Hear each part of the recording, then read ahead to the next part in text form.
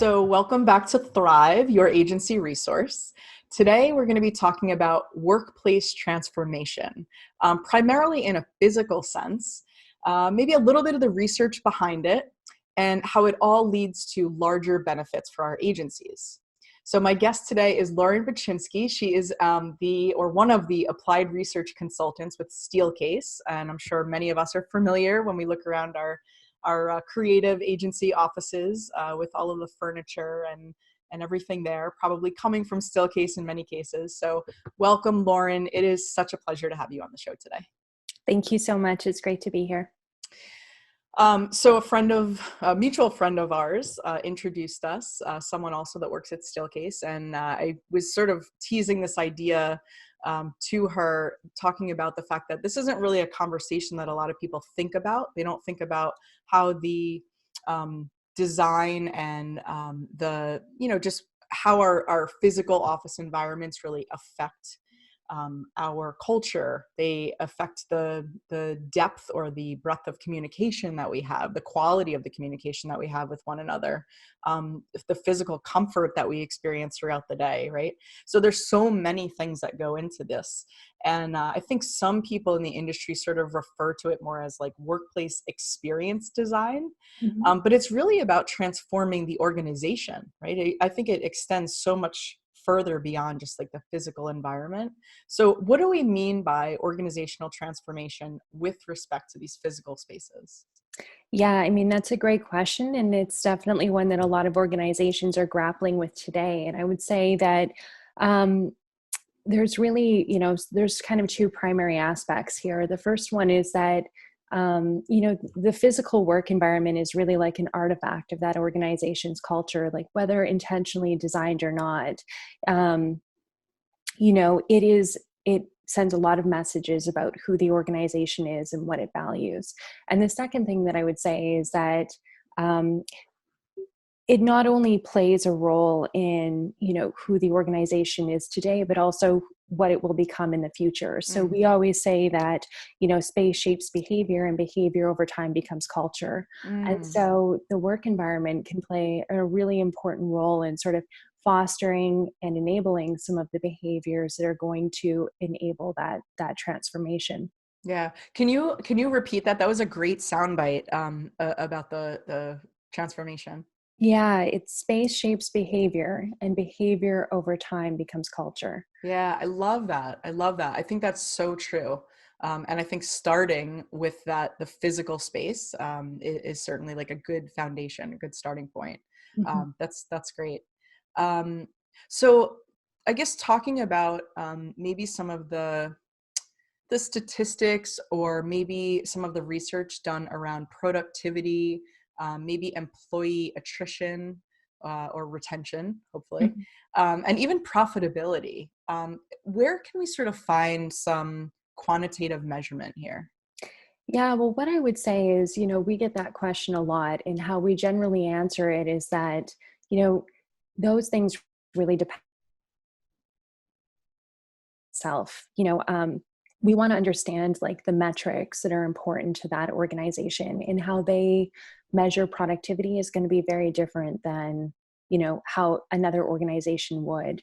So I wouldn't say that there really is any standard measures or predefined solutions. That it's really on a case by case basis, and that the approach we take is that we really want to listen to understand, and that we're able to combine both, that understanding with a lot of experience and years of research working with other organizations to develop a set of measures, a set of variables, a set of metrics that are really representative of like what is the ideal state, or like the best, sort of like the best case for that organization.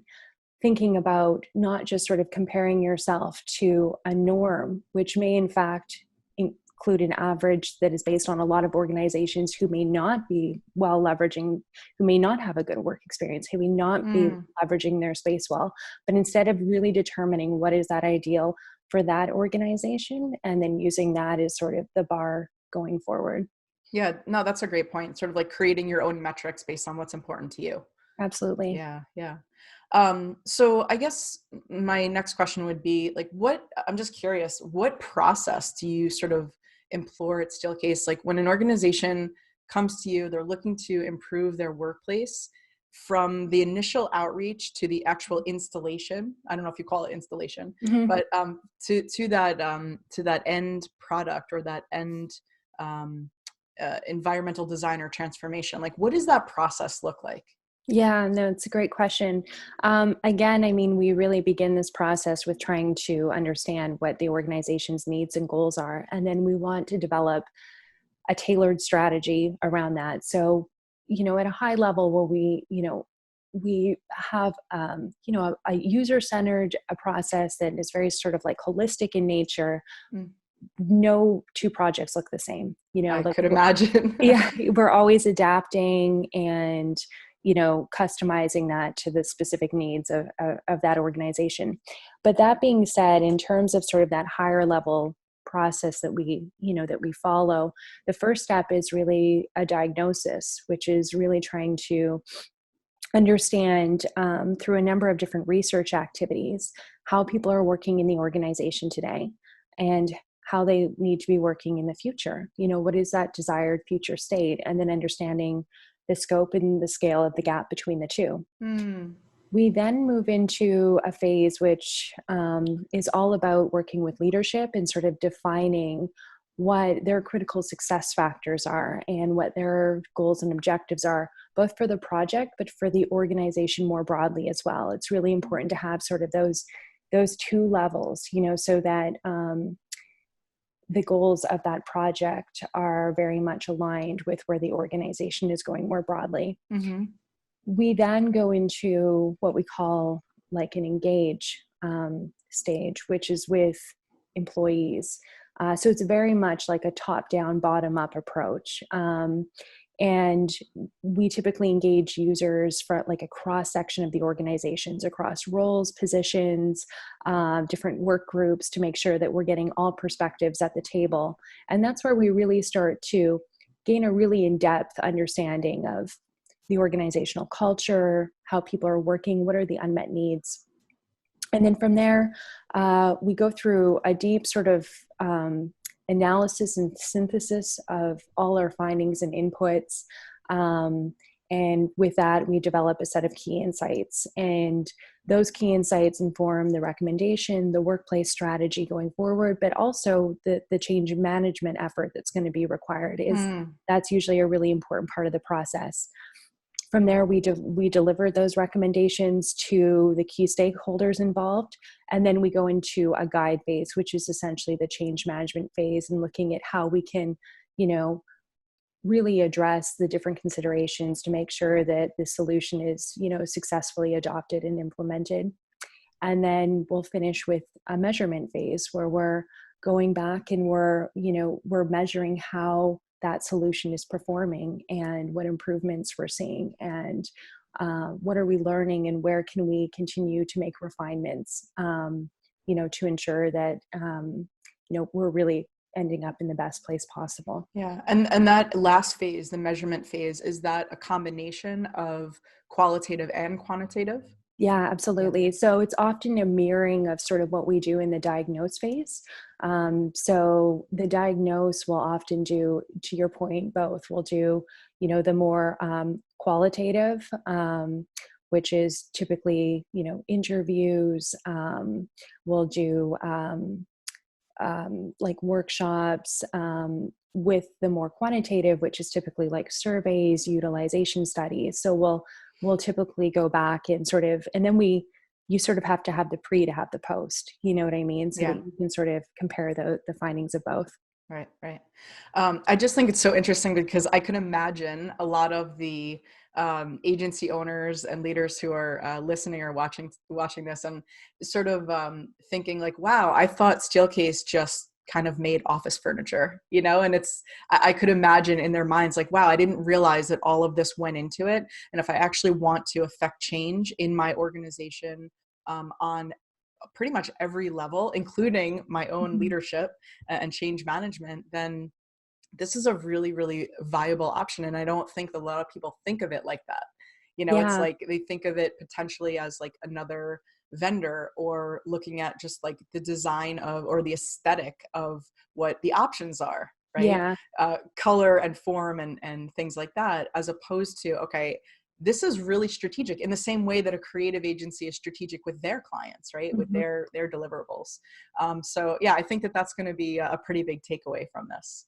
I mean, that's often something we hear again and again, which is that, Yeah.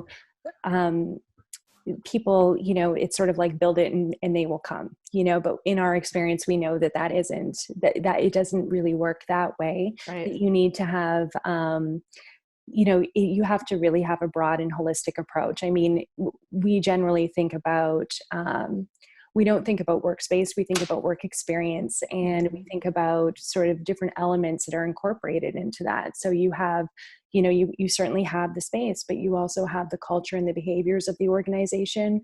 You have the work process, you have the tools and technology, and all four of these things are like deeply connected and interrelated. And it's really hard to affect meaningful change in one of those areas without touching the other ones. Yeah. So we really, make sure that we're, through all the phases that I just even mentioned. That's always sort of like the lenses that we're looking through, from our, Mhm. the research activities themselves, to the synthesis, the frameworks that we use to synthesize that material, to our final recommendations. Yeah. Do you have an example that you could share of like specifically like a creative organization or agency that has gone through the process that you just talked about and really saw some kind of significant improvement, whether it was qualitative, quantitative, or both? That's a great question. What I would say is that, I'll use the example of actually maybe a more traditional organization, but that an organization that was really trying to implement sort of a more creative approach within the Sure. organization.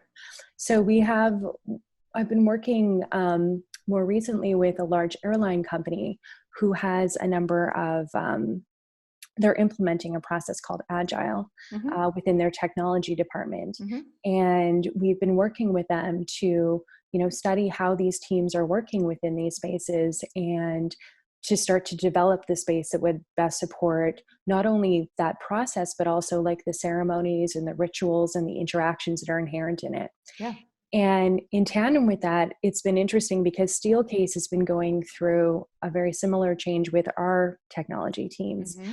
And we've been, an interesting thing about Steelcase is we really like to experiment on ourselves. So we've been testing the same thing in our Grand Rapids headquarters, where we've been, prototyping and studying different spaces to look at how these teams work and how to really support that. So we've kind of taken the research that we've done with this organization, and we've taken some of the research that we've done on ourselves and kind of merged that, and to develop, um, you know, sort of some recommendations about what this space might look like. And what's been really interesting about the entire process is, we've been doing this closely in alignment with their teams, kind of working as a partnership. And we've applied um, the agile process actually to even how we're approaching doing that. So we're taking the solution and we're prototyping it through like multiple different cycles of, learning and measurement and iteration. And it's, what's interesting about it is the intention is that this is never, there's never a final or a fixed solution, that they're always constantly in iteration. Right. So it's really interesting to kind of, to have worked with them on this and to kind of see how they're not only trying to find the right environments to support these teams, but the kind of creative approach that they're taking to finding them has been Yeah. really fun. Yeah, it's such a great example, because so many of the agencies that are um, active listeners or viewers of the show definitely employ some kind of agile methodology, whether it's from a development sense, which is pretty traditional, or in other senses in the work that they do. Mm-hmm. So it's a great example, and what I love about it is that you were actually taking like layers of agile methodology, right? Mm-hmm. And then on top of that, creating sort of like an agility to the way that you're putting this together with the client. I think that's great. And I'm sure that, what that means at the end of the day is that the outcomes, whatever even though it is constantly iterative, the outcomes of what the client ends up with is going to be that much more effective Mm-hmm. because of the way that you've really you've applied this research and are constantly working with them in partnership. So yeah, really, really interesting case study. Yeah. Yeah, it's been great to be a part of it. Yeah. So as we start to wrap up, what would you say is the best piece of advice for creative leaders who are currently sort of considering the impact of workplace transformation for 2020 and beyond? Yeah, so I would say understanding and internalizing how the workforce is changing. I think the younger workforce is really representing a significant shift in terms of like the values and expectations that they're bringing to the workplace. Mm, And I think, some of the things that we're seeing is definitely a greater desire for purpose driven work, um, greater sense of community, more flexibility, greater autonomy in how they're working, but also, the area of, supporting greater well-being and work-life balance has really seemed to like is very top of mind. yeah, yeah. And I I, like. I was just going to say, I love to use work-life integration instead of balance, yeah, just because I feel like it's really hard to kind of visualize, especially for creatives. It's almost like it's difficult to visualize these two things being on like opposing ends of the spectrum, but trying to mhm, be like balanced as if we think about like the scales of justice, for example. So I yeah, like more of like a meshing or an integration. And every time someone says that on the show, I always say it. So, yeah. um, No, that's a but go great ahead. point. I didn't mean to cut you off, but go ahead. No. That's a great point. I'm going to use that. um, but no, so I mean, I think what's interesting about it is this is kind of all happening at the same time that, you know, um, like creative firms, organizations more broadly are having to think hard about how they're differentiating themselves, in a marketplace in which unemployment's at an all-time low and in which, talent scarcity is kind of increasing. And I think something, that a lot of creative organizations have been thinking about for a long time that like other organizations are really just kind of coming to is that as work becomes increasingly automized, by through technology and digital transformation, the value that humanized work brings is really Mm, around creativity and innovation and engagement. yeah. And so, starting to think about, you know, how this very like high order level of thinking needs to be supported differently. There's really sort of like a renewed emphasis on like well-being, but not physical well-being. I mean, that's obviously important, in terms of the ergonomics and the physicality of where you work, but also like the emotional and the cognitive aspects of well-being. And how do you really support engagement? How do you create psychological safety within a work environment? How do you what is the right degree of stimulation, so that people can really focus and concentrate deeply for sustained periods of time?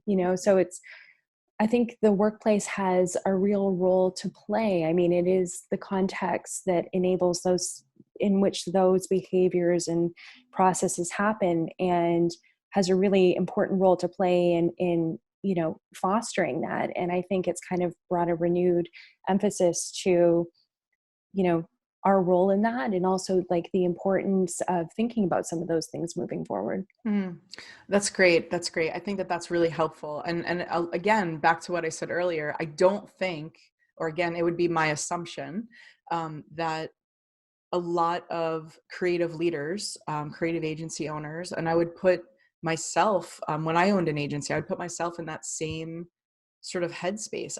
I don't think that I would have ever thought about all of those things from that perspective. For me, you know, it was just, hey, we need office furniture. Where do we buy office furniture, Mm-hmm. right? Where is that commercial furniture vendor? What does that look like? And we're basically looking at price.